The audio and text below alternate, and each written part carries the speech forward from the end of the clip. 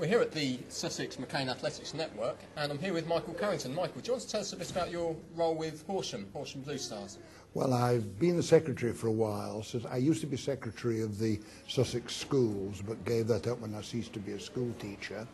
And then I took on the job with the local club.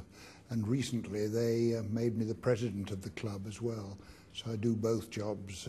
So what's your involvement with officials in the club then? Well, I used to be the county officials secretary, so I was always keen to hear of anybody who fancied the idea of becoming an official. A lot of sort of parents and people like that. But primarily, our coaches seem to become officials because I think they like the idea of an event being sort of well run for the benefit of the people they're coaching, and so generally speaking we get a lot from there.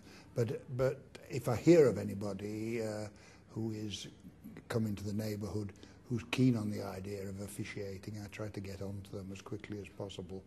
And we are really rather well off for both track judges, field judges and timekeepers. Oh, I think cooperation, because of all the clubs sort of get on very well. Ever since I've been in Sussex, I've never detected any sort of hostility between clubs, you know, rivalry or anything of that kind. So we're more than happy to go down and help Worthing, more than happy to go across and help Crawley and that sort of thing. And they do the same for us. When we have our open meeting, which is a pretty large scale meeting, which seems to happen at a time when there aren't in fact any other meetings around in the southeast area, we seem to get most of the Sussex officials helping us one way and another. Okay, so from hearing someone's potentially got an interest in officiating, how do you go from there to turning them into, well, if not a fully fledged official, but sort of putting them on the pathway to actually having ever increasing expertise? By getting in touch with them and suggesting that they should come along. And of course we do go out and do courses for officials and hope that by and large that they'll stay in. Again, it's a lot depends on their interest in the sport via their children, of course. If their children are already taking part in athletics, they tend to want not just to turn up and watch, but to turn up and actually do something as well. So generally speaking, we start by getting them involved, and then when they've sort of bitten the bait, so to speak, we then try and get them to qualify, and it's worked quite well, I must say. So what kind of number of officials do you actually have then? You say you're quite Well, well.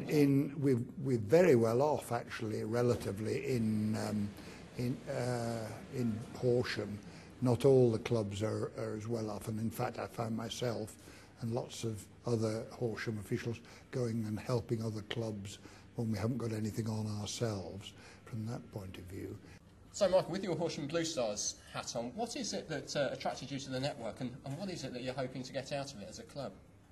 Oh, I think what we're hoping to get out of it is the fact that we shall get the benefit of expertise from elsewhere, the flying coach scheme so-called, whereby coaches who are fairly expert take their expertise elsewhere.